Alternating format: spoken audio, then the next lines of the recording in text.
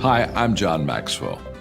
When the top companies in the world are looking for trainers, speakers, and coaches, there's one name that stands above the rest, and that's Maxwell Leadership. Our certified team members have gotten proven results for companies all over the globe, and our reputation, I'm proud to say, is second to none. Some of our members have risen to the top of their profession, including the one you're going to meet today. I proudly introduce you to my friend Bob Fabian Zinka. Welcome to the Leadership and Success Podcast with your host, Coach BZ, where we help you lead with purpose and succeed with impact. If you're ready to grow into the kind of leader others want to follow, this podcast is for you. If you're determined to elevate your success and leave a lasting legacy, this podcast is for you. As my mentor, Dr. John C. Maxwell reminds us, everything rises and falls on leadership. Our goal is simple: to inspire you, challenge you, and equip you with insights that can transform the trajectory of your leadership journey. Welcome aboard to another episode of the Leadership and Success Podcast with Coach BZ.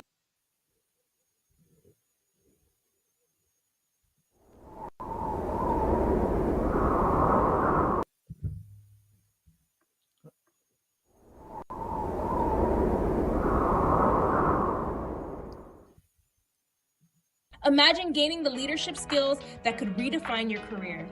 Join Coach BZ on the Leadership and Success Podcast, where each episode delivers practical insights from world-class speakers, military leaders, and industry experts. We dive deep into what matters most: building resilient teams, leading through uncertainty, and navigating complexity with clarity and confidence. Every conversation is crafted for aspiring leaders like you who are ready to grow, lead, and make a lasting impact. Don't miss our powerful live sessions and recent highlights. Michelle Hayward on building diverse, high-performing technical teams. Ann Leslie on leading through global complexity and cybersecurity risk. Ron Carpenter AI exploring faith, resilience, and AI-powered leadership. Colonel Michelle G.I. Gardner-Ince on commanding influence from the battlefield to the boardroom. Chris Robinson on shifting from drift to drive in life and leadership. And Coach Enrique Acosta Gonzalez on mentorship, legacy, and heart-centered leadership. Ready to level up your leadership journey? Tune in on Spotify, Apple, Audible Podcasts, YouTube Live, and LinkedIn Live.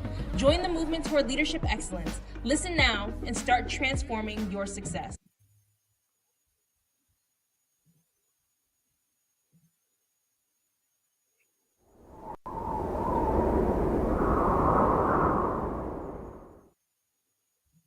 Imagine gaining the leadership skills that could redefine your career.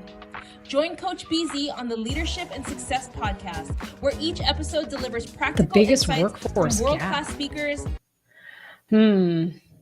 I'll pick a controversial view, which is anti-hustle culture. Like, I'm not embarrassed to say I'm sleeping at midnight.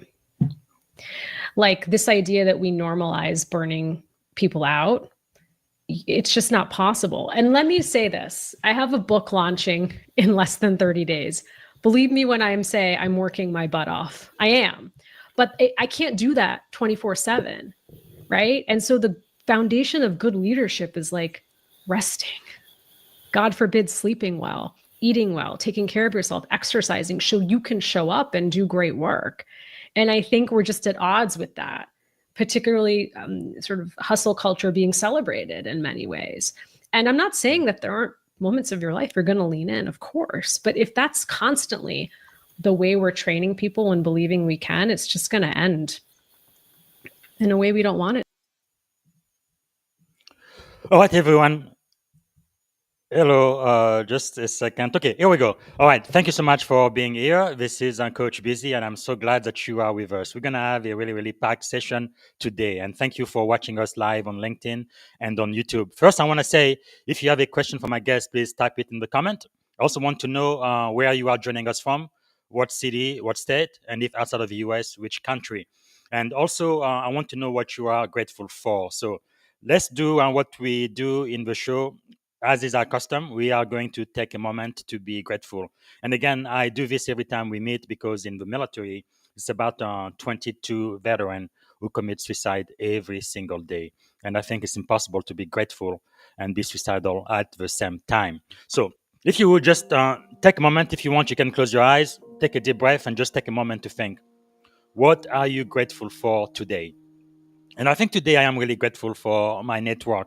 One of my mentors told me, right, my network is my net worth. And I'm so glad for people like Mita Mallick, who's here today. She's in the building and she's going to be sharing her knowledge and expertise with all of my 64 plus thousand audience. And I'm so, so grateful for that. So let us know in the comment what you are grateful for. And let me see if I can do it justice. I'm going to try to introduce Mita, which everybody should already know. She is quite incredible. Wall Street Journal, USA Today, and LA Times best-selling author, Thinkers 50 writer leader, and LinkedIn top voice. So we're going to be having a powerful conversation about a brand new instant bestseller, which is The Devil Emails at Midnight. What good leaders can learn from bad bosses. We don't have much time, so we're going to get to it. Ladies and gentlemen, please help me welcome the best-selling author, Mita Mallick. Hello, good afternoon, Mita. How are you doing today? Good. Thanks for having me on your show. I'm so excited. What a welcome. Absolutely. Thank you, thank you, thank you. I'm so glad that you are here. So excited. Maybe to get started, can you let us know what are you grateful for today? Just one thing. I'm grateful for my children. Yeah. Yes, Grateful for my yes. children. Man, that's really what counts in life, doesn't it? And for people who may not know you, what is something about you that most people may not know? I pose as an extrovert. I'm socially selective, introverted. I spend most of my weekends on my couch and Wow, it's my mom, my husband. Yeah. I like doing that's things in like very small group settings, although I'm, for what I am, mhm. my important mission in life to fix what's broken in our workplaces, I'm out and about a lot, but I actually really like to be in my home. Wow, that is really incredible. I think most people I have interviewed and talked to are introvert. Believe it or not, I am an introvert too. Yes. But I do need to show up when I need to, but it just Recharge. takes a lot Yes. of energy. But yeah, wow. Okay, okay, great to know. So great, welcome. So before we dive into your new book, I want to ask you, can you take us back a bit? What inspired your journey from being that young girl who didn't see faces like yours, right, in media to become one of today's most influential voices on inclusion and leadership? Exclusion's a powerful force, isn't it? But inclusion's Yes. even more powerful. I Wow. spent a lot of my childhood wondering who had the power of the pen, who gets to Mm, be on a cereal box, who gets to be on a billboard, right? Like who's chosen or mm. whose stories are worth telling? Who decides if they're worthy? That question still haunts me today. And so for me, both as a marketing and HR executive, inclusion's a driver of the business, full stop. There's a lot of backlash, whether it's in the US or globally, against diversity, equity, inclusion. Inclusion is a driver of the business. Mm. Inclusion is a retention tool. Inclusion is the reason I show up to work. If I feel like I belong, if I feel like I'm making impact, I'm going to be really happy to be there. And it's going to be a joyous place to work. And isn't that wow? Joy at work. What a concept. Wow, that is quite powerful. Can you say that again? I love that. You said exclusion is a powerful force, but inclusion is even more powerful. Even more powerful. Absolutely. Wow. Here's the thing. I think we've lost the plot when it comes to inclusion in our workplace. Inclusion means I work for you. I feel valued. I feel seen. I feel recognized. My voice matters. My contribution matters. I will tell you the worst moments of my career is I've been going into work and I'm like, does anyone even know I'm here? Does anyone Wow. even care? Do they know what I do? But imagine if I feel like I have a voice, a seat at the table, I'm making impact. Most people come to work for a paycheck. Some of us have Hmm. found some sort of purpose, but that's the retention tool. That's why people stay, is they feel like they Yes. make a difference. Yes, they're earning a living, but it's like, hey, I feel like people need me here, Mission. right? True. And there's I'm part of something bigger. And Mm. that's the biggest retention tool. It's not fancy snacks or another Yes. oversized hoodie. Don't send me another hoodie. Right? All these things, ping pong table, pizza party. But it is about feeling like you can make impact, that everybody has Uh, a shot to make impact in the workplace. that is really quite powerful. Even when I think back through my own career, I know in the military the mission is pretty big. Everybody feels like they have something worthy to do, sometimes bigger, a mission bigger than ourselves. But you're right, the best leaders I've ever had are the leaders who made me feel like even I wasn't just a number, right? But I was important, even to the mission, but I had a very critical thing to do. So how did those early experiences you just described, or you feeling unseen, kind of shape your leadership philosophy today? I really want to be in service of other people. I think about that a lot. Yeah. I think the workplace I grew up in, I was trying to get a glass corner office with the city view. Hopefully there's a bathroom, couch, mini bar, I get to look out and see all the people who work for me, right? It's the pyramid. I was at the top, right? And that was the view. And that was the goal. And now it's about being in service of each other and being in coach mode. Don't kick people when they're down. Help them get up. Don't do their work for them, coach them, teach them, train them. I think those are some of how the best teams perform. And I'm very much in that season of my life where I'm thinking, how can I be in service of each other? There's this whole idea where it's like people report into me. What if you report into them? What if we all report into each other? And I know some of this is like people are listening and they're like, yeah, there's hierarchy in the workplace. I get that. Yes. But I think what moves us from being in a bad boss zone to being a good leader and great leader when we have this mindset that we are in service of each other. Wow, that is really quite insightful. Now, let's talk about your book, Oh, yes. Emails at Midnight. That's very, very bold. I think part of the reason why you became an instant bestseller is because of the title. Great job. But what inspired you to write this book? What's the story behind it?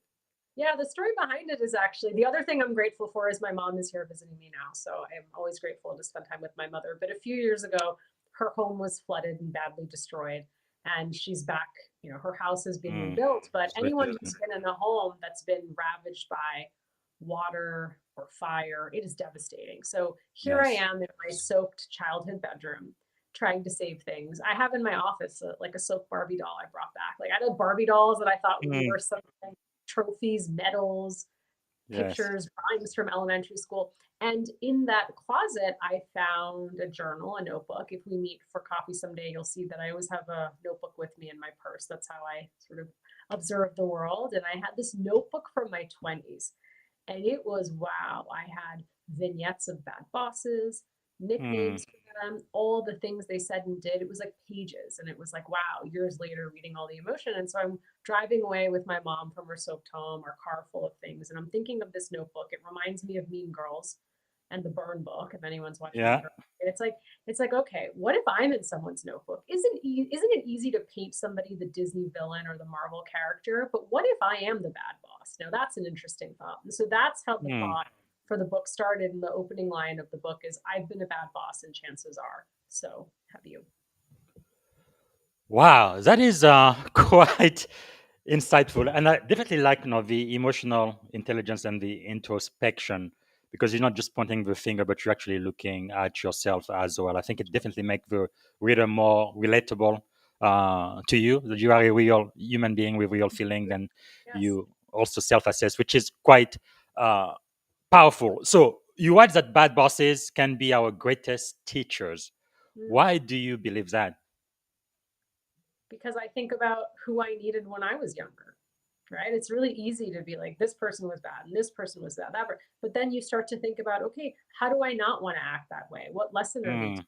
How can I do better and be better for somebody else? I mean, that's the gift in it, if I think about it. Now, it's strange to say there's a gift in a bad boss, but there are gifts, right? Like, what can you take and how can you be a better leader as a result of having worked for that person? Now, when I read the book, basically, I think you have about 13 types of bad bosses, and you give all of them surname, which is pretty cool nickname. So, if I may ask, what is one painful or transformative experience with a bad boss that taught you something essential about leadership? I mean, there's a few, but I would say, one of the bosses that I nicknamed Medusa, that's a story that really still sticks with me. I think I hear a lot about Medusa and Tony, but yes. Medusa and then Tony Soprano, we can talk about him as well. But nobody until this point in my life, my career, not my parents, not my husband, not my brother, not my friends, I certainly didn't tolerate this in friendships. No one had screamed and yelled at me, like shouted, screamed and yelled at me. So here I am, work for this woman, Medusa. She publicly and privately berates, humiliates people. She's the equal opportunity bully. She goes after everyone. She throws tantrums like a toddler. She would toss pens across the conference room. She threw a Chanel What? colleague. Yeah, true story. I mean, and you're just like, wow. So what happens in this moment?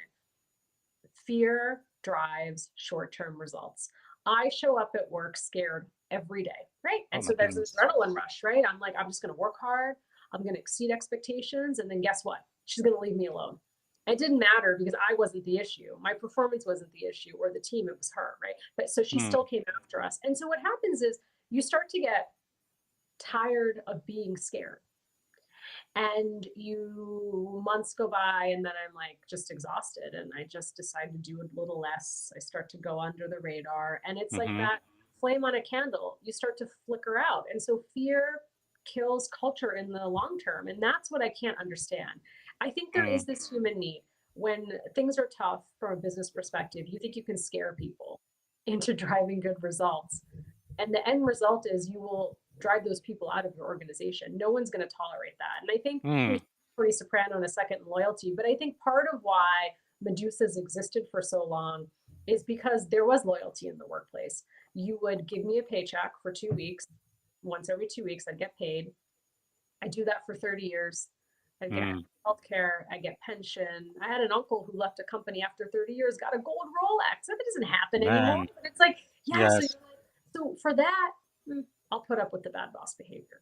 I'm going to put up with the Chanel throwing boss who throws the shoe, because I'm like, I'm getting paid and there's job security. That is, loyalty is dead in the workplace. That doesn't exist anymore. But I do think that's why a lot of these behaviors stayed as long as they did and continue to. But I will tell you, the fear one I just don't get how people can operate from a place of trying to scare people. It just boggles my mind. That one boggles my mind to this day. That is very, very, very sad. Now, in Silicon Valley, where I am, I know our IQ is probably off the chart, but we definitely need to do a lot of work with EQ. A lot of, I don't know, I guess they call themselves geniuses. They are so smart, but I really agree with what you are saying. You can be extremely smart and even very productive, but it really matters the way you treat people, right? Just being kind and being a human being. So I don't really understand why jerks like that are still in charge and still leading teams. Because like somebody else has told me before, most people, when they leave jobs, it's not really because of the job, it's because of their boss, their manager, right? So I don't. I guess that's why I really believe your book is so important, because it's not just for the professional, but it's really for the people who have the opportunity, the privilege to manage right now. What type of manager are you, and what difference you are making, right? Because I guess next question I want to ask you is, how can leaders then differentiate between being demanding for excellence versus being destructive in their expectation? I've fallen into this trap. I used to demand excellence, but not teach excellence. There's a difference. And I see this a lot when people go from being an individual contributor to leading teams for their first time. This happens in tech, right? People are growing really fast, scaling really fast, and not really setting people up for success to coach and lead. Just because I'm really good and have this individual expertise doesn't mean I can teach other people. And so I do think there's a difference. Like, you can demand excellence, but are you being clear in what that means? Are you coaching, training? I was a notorious micromanager. If you're watching us, and I'm sorry, you worked for me years ago, I was micromanaging Mita. Maybe you named me Maleficent, right? Like, I demanded excellence, but I didn't teach it. I think there's a real difference there. Real difference. Wow. Man, that real difference can really make a big, big difference just in the culture, the morale, and people wanting to be at work. Because I've been really, really lucky, and I'm grateful I got to become, a commanding officer in the most powerful navy in the world. But one of my highest priority, I wish I had read your book before, but no, just based on my experience, the two things I felt like as a commanding officer I absolutely needed to pay attention to. Number one is creating an environment where my people would want to come to work in the first place, because I got in command right after the COVID-19 global pandemic. So it was quite a chance to have people working from home virtually to then come back to the office. But anyway, so making it attractive for people to want to come back, and then once they get there, to give me the very best work they can. And that was really what I was focusing on. So in an age of burnout, layoff, hybrid work, what midnight emails do you think leaders are sending, literally or metaphorically, that may hurt their team morale? I think it's just we're all feeling a lack of control wherever you're joining Yes. us from in the world. There's a real sense of a lack of control on what's happening on a macro level in our personal lives and what's the best way to find control. It's like, hey, it's at work. If I Yeah. have people managing me, I can Slack and FaceTime and email and try to get them on the call and micromanage everything, and also be sending these emails really late at night because I have anxiety. And I've been guilty of it. I've been the devil who emails at midnight. But I always ask people to ask themselves, and I do this. It's like, I want to get it out of my inbox and onto yours. Mm. I want to show that I'm relevant. Like, isn't that our greatest fear? Especially in Yes. the marketplace, that we're irrelevant. So keeping up with the pace as we embrace AI. I have to work just as fast, and I'm not an AI agent, right? Surprise, I'm human. It's like, I can't. It's just going to lead to burnout. Yes. Unless, like, here's the thing. I have sold a lot of beauty products in my career, some ice cream and SaaS software. I have never been a 911 operator. I've never been an emergency room medical professional, a firefighter, none of those things that were life and death situations. I've never done anything that's life and death. So why am I sending emails at midnight? Wow. Like, why? I'm asking myself this. Yes. Like, nothing was that urgent. Because if you are doing something that's life and death, Mm. right, you're probably not sending emails at midnight. You are running into that fire. Yes. You are in that. You are saving someone's life, and it is something that is quite urgent. But I want people to think about that, because what also happens is you stop distinguishing what's urgent versus important. When Yes. everything's urgent, nothing is urgent. And you're in this constant fire drill mode. And I want people to think about that. So if you're firing off emails at midnight, and I'm not saying that there's not a moment, like, here's the thing. Yes.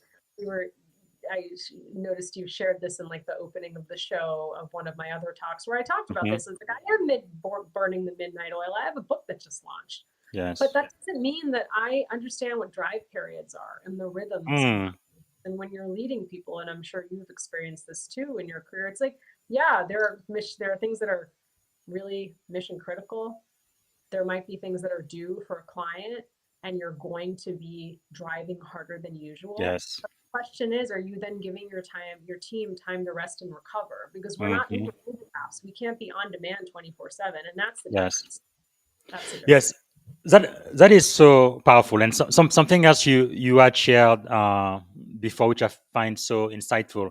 Even when you go for an interview, right, paying attention to when they send you emails to show up, and if they send you a bunch of email around midnight, 1 o'clock in the morning, that means that's exactly what they're gonna be expecting of you when you get there. Can you tell us more? You're supposed to be on their best behavior. You're supposed to Yes. court me for the job. So if you're not on your best behavior, then you're not going to be on your best behavior when I join full time. Yeah, because I think you also mentioned where they didn't even offer you a glass of water, and you were there pretty much like. Oh yeah, that's my mom. I give her the credit. Yeah. She coined it. It's the water test. So I went in to do about 12 interviews for this company, big beauty brand. I was so excited, and it was about 12 interviews, 30 minutes, back to back to back to back.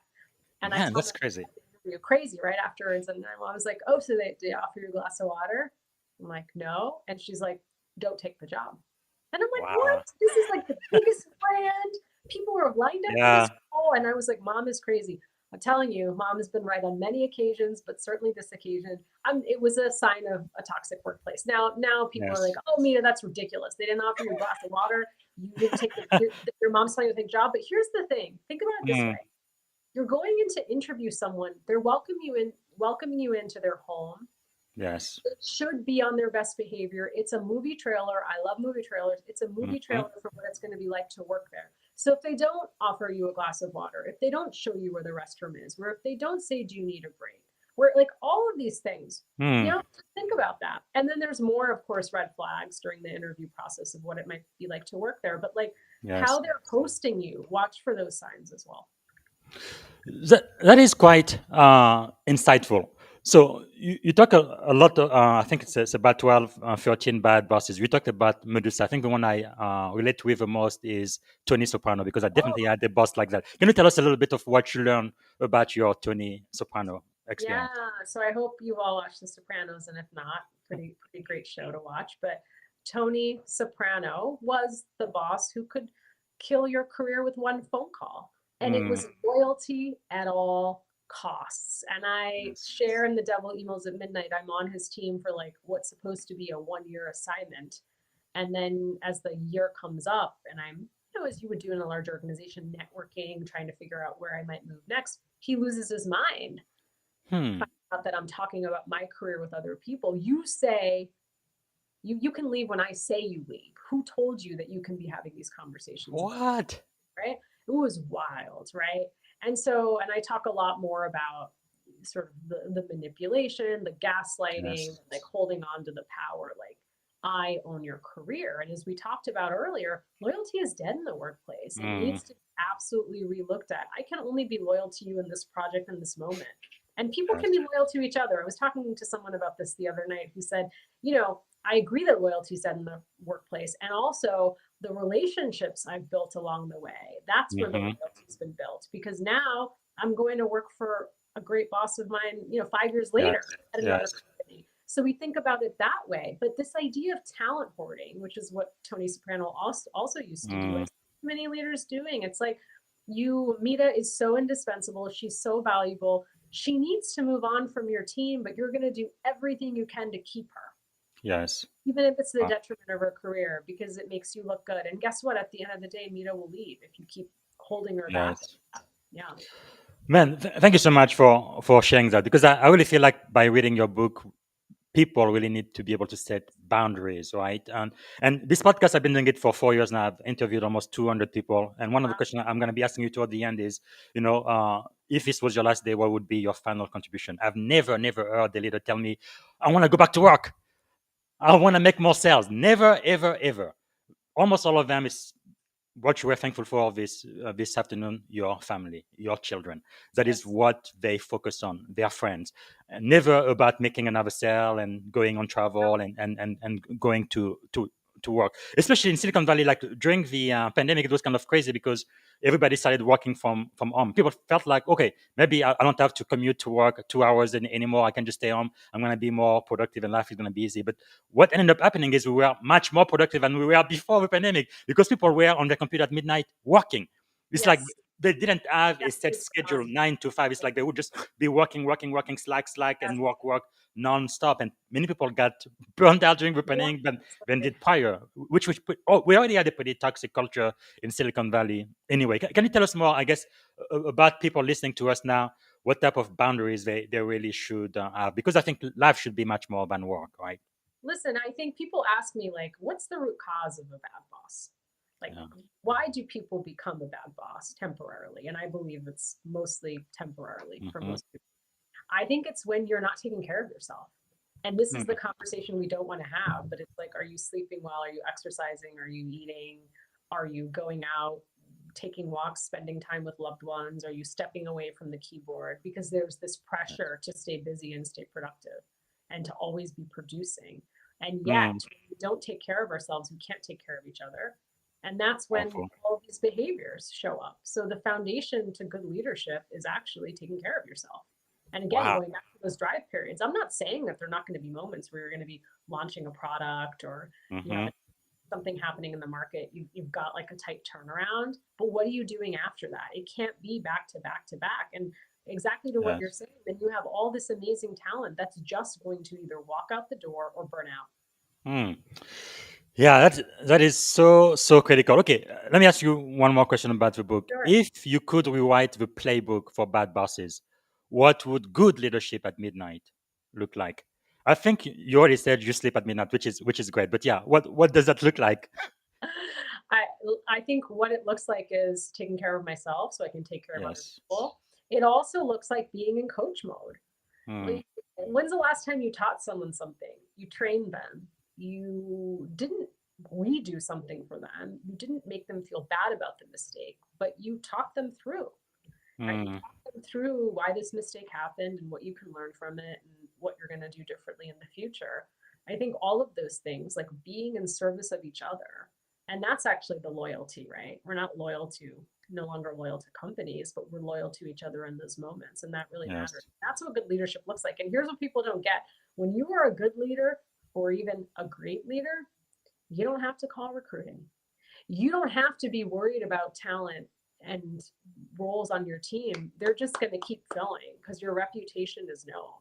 People know who you Mm. are. People want to come work for you. You're going to become a really great magnet for talent. Okay, I'm going to ask you one more question, this time about diversity and inclusion, because you are a world expert in that. Uh, and you even mentioned something similar during the show, just about how critical inclusion should be. Right now, we are living, in America, the trends are going the complete opposite for some reason. But why is inclusion important? Definitely when it comes to driving business, right? Uh, Requirements. Because that's the other thing too. Because we don't just do inclusion for inclusion's sake, but why should a team be diverse in order to drive business result? Well, one, it's about the consumers you want to serve. I'm sitting in the US, but this is a global audience. Mm-hmm. Think about all the different dimensions of diversity and are you serving them?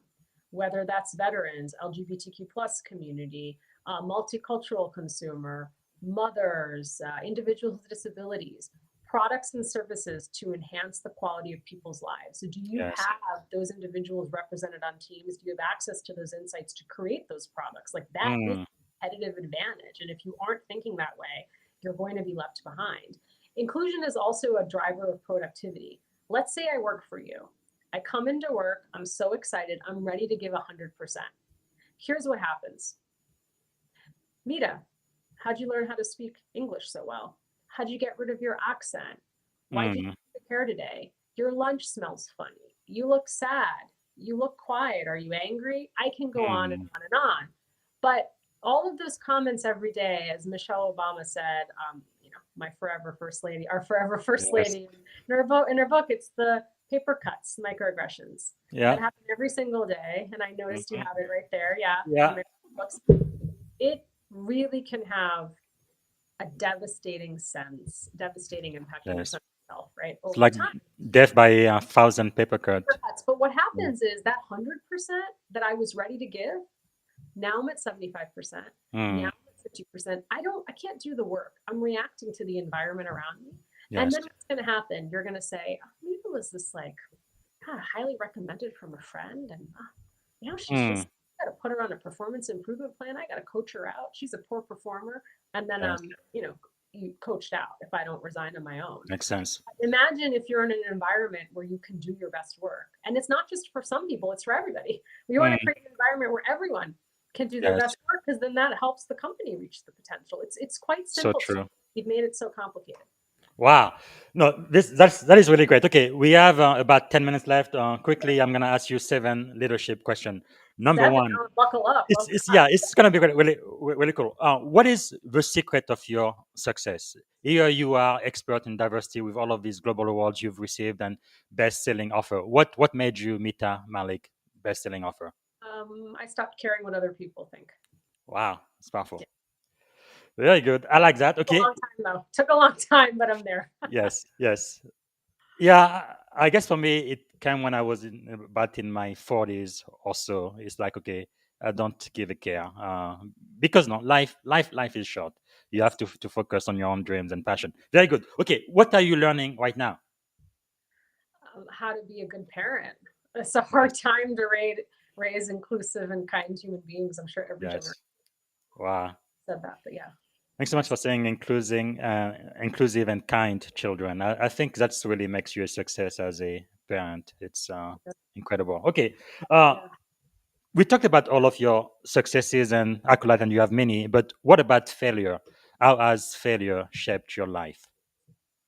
Oh God. I mean, I've learned everything from failure. Aren't they more important than the successes? I talk about the Hmm. doubling midnight, losing my father suddenly in 2017 and how Yes. I entered my really bad boss error. But yeah, I think failures are actually what lead to the successes, don't they? That's how I feel. Yes. Yeah. Wow. Powerful. And who are some of your thought leaders, mentors, people you follow that we should know about and we should follow as Uh, well? well, my mother, she's not on LinkedIn, but Yes. definitely. I think my mother's definitely, as you know, Definitely. from the water test. Mm-hmm. There are so many people, Lisa Hurley, who's on LinkedIn, Jamal Marshall, who's Yeah. my coach and counselor, Liam Darmody, who's my LinkedIn guru and good friend. I mean, gosh, there's a lot of great people. Yes. There's a lot of discussion on the LinkedIn algorithm changing and everything Mm-hmm. because nothing stays the same. But I still love him, and that's how we met. You reached out Yes. on the platform, and so I think there's still so many amazing people to meet off LinkedIn. Absolutely. Okay, let me ask you this then. If you could choose three people to have dinner with, they could be dead, alive, or even mythical figures, who would you choose and why? Gosh, these are really intense questions. I'm gonna say Michelle Obama. Mm-hmm. You don't have to say why for that one. Next. I don't have to say why. You know, Gretchen Carlson, she's endorsed my 2 books, but we haven't met in person. So I'd like to Hmm. have dinner with her. She's, I think, was doing some amazing work, Cool. particularly to equity in the workplace. Yes. One And more. gosh, I'm gonna add Gracie Abrams to the mix because my daughter would like to Yes. come to dinner. That's what we're listening to in our household. Fantastic. Now, when it comes to books, I want everybody to purchase your first book, Reimagine Inclusion, which Yes. is a best-selling book as well, and especially this one. This will change your life, I believe. The Devil Emails at Midnight. Whichever books or media, YouTube channel, podcast, or even movies or music you would recommend to my audience. So there's a book that a friend of mine wrote. It's called The Anxious Achiever, Thank you, and Trevor. my friend Maura wrote it. And I, still am haunted by this question: has it been ambition or anxiety that's driven me most of my career? Mm, Ambition or anxiety that's driven me awesome. most of my career. So that book is pretty incredible. I'm going to recommend that one. All right. So, what is the song, the book, or the movie that would be your life's theme or anthem? Gosh, this is like, God, I feel like I should have studied for this. What's going on? Ooh. I like right now Sia Unstoppable. I Okay. like those lyrics. I mean, there's some songs that come to Beyonce, Yeah. Run the World, Girls Run the World, Pink Just Like Fire, like Yes. songs that are about resilience, songs that Okay. are about community, energy, going after your dreams. Like that's the sort of Very music. good. No, those are great song, very inspirational. And I like asking this because I am a musician. I've been playing the piano since I was 7. But I feel like for most of us, any critical events that happen in your lifetime, there is a soundtrack to it, and it Yes. can inspire people. So thank you so much for sharing. So if you had a magic wand and you could solve any problem at all, when you wake up in the morning, which one problem would you like to solve? That we see each other as human beings, Hmm. and that Cool. we don't see we don't Hmm. see all the things that we stereotype each other for, that we just get to really know each other as people. I really wish that for all of us. Wow. Very, very profound. Okay. If you had one and only one day to live, what would you have loved your final contribution to be? I would like to be by the beach. It's not too hot, it's not too cold, with my immediate and extended true. family friends. That would be my Wow. ultimate last day. All right. We are coming to the very end. So, what can we do for you? How can we add value back to you? Thank you so much for making the time to Thank be here. you. You very, Gosh, very look at famous now. this, my Yeah. profile. Wow, fancy. I love it. I think you and I were connected on LinkedIn maybe 3 or 4 years ago. You weren't as famous as you are now. So I'm so grateful to be one of your Listen, friends. talk to my kids. I'm going to be doing school pickup soon. I'm just mom. So, yeah. Yes, I would love for you to read The Devil Emails at Midnight, What Good Leaders Can Learn from Bad Bosses. absolutely. Amazon, Barnes & Nobles, your local independent bookstore. And if you love it, tell someone else about it. I mean, I really Yes. wrote this book to make impact, and that is what you all can do for me. And thank you so Fantastic. much. If I can ever do anything, you all can find me in the All right. DM. I love We people as you reached out. I love Yes. being on your show. We only have 3 minutes left. But before I ask you one of the last question, is there anything I should have asked you that I didn't ask about the book or anything else? No, I mean, the one thing is like just keep chasing your dreams. There's Keep no chasing your expiration. dreams. No Powerful. expiration. And all Yeah. those no's, they came to yes for me. I mean, we didn't talk about this, maybe for a future show I'll Yes. come back, but it was a long journey to get book 1 and book 2 published, and I'm just not going to Wow. stop. And don't let go. Don't give up on your dreams. Just don't do it. Wow, you are so inspirational, Mira. Okay, I think this is the most important question of the entire podcast. If you could go back and give a piece of advice to your 17-year-old self, standing at the edge of this incredible career you've had, what would you say to 17-year-old Mira? It's going to be okay, and do it afraid. Do it Mm. afraid. Yeah. Yeah. All right, and what do you want to be when you were a kid? I wanted to be a teacher. Okay, Interesting. you are a teacher with your books. You are teaching millions of So, people. yeah, I wanted to be a teacher. I used to torture my brother and his little friends in front of a chalkboard and try Wow. to teach them in school, and they had no interest. But yeah, I wanted to be a teacher. So, 3 adjectives describing you as a child. Curious, empathetic, quiet. And as an adult? I'm going to say standing in her power. Yes. That's it. Standing in my. 2 more? Oh, I have to do 2 more? Yes. 3. I'd like to say funny. Everyone thinks my brother is the funny one. Yeah. Let's say funny. 1 more? I'm saying empathetic. Yeah. Okay, and now this is the very last question, and we have about 45 seconds left. What is one word that represents our shared experience on this podcast today? Joy. I just had Yeah. so much fun. It was a Fantastic. wonderful joy. Thank you. I'm so grateful. Thank you so much, Mita. Best-selling author, everyone. Thank you, thank you, thank you. I'm so glad you are here. Thank you for having me. Have a wonderful week. I really appreciate it. All right, everyone. This was Mita Mallick, and like we've said, purchase the book, The Devil Emails at Midnight, What Good Leaders Can Learn from Bad Bosses. And what many people have been doing with this book is they've been giving the book anonymously to their bad bosses. That's a great way to go. So Mita, she's already, like we've said, LA best-selling author, Wall Street Journal, and Amazon, of course. But let's try to make her a New York Times best-selling author too. So purchase the book. It's in all formats. You can get the paperback, the Audible version, and the Kindle version as well. So thank you. So tomorrow I'm going to be back, and I'm going to have a 4-star general, Glenn Van Erck, U.S. Air Force retired. He's the former commander for NORAD and U.S. NORTHCOM. That's going to be quite a conversation. So I hope you can make it tomorrow. I believe it's at 8:30 a.m. Pacific time. So 11:30 Eastern time. And then next Monday, I will have my coach and mentor, Dr. Tim Elmore. He's a best-selling author, keynote speaker, and founder. And he's written a book about Gen Z. And if you want to learn how to lead Gen Z, this is the place to be. Leadership 2.0, the Gen Z playbook. So we're going to be speaking about that. And then on Thursday next week, I'm going to have Coach Divya Smith. She's an investor, entrepreneur, and executive, and she will be right here on the Leadership and Success podcast. And again, I hope to see you there. So it's really been a great pleasure and privilege to speak with Mita Mallick. She's extremely busy, so she gave us about 45 minutes today. So again, purchase the book, The Devil Emails at Midnight. So I don't see any questions on LinkedIn or YouTube. So this is it for today, and I see you again tomorrow when we speak with General. Bye for now. Bye, everybody. This is Coach Busy. Thanks for watching. Until next time, don't forget to like, comment, and share. Thank you for tuning in to the Leadership and Success Podcast with your host, Coach BZ. If today's episode added value to your leadership journey, be sure to subscribe, share, and join us again for more wisdom nuggets on how to lead better and achieve greater success.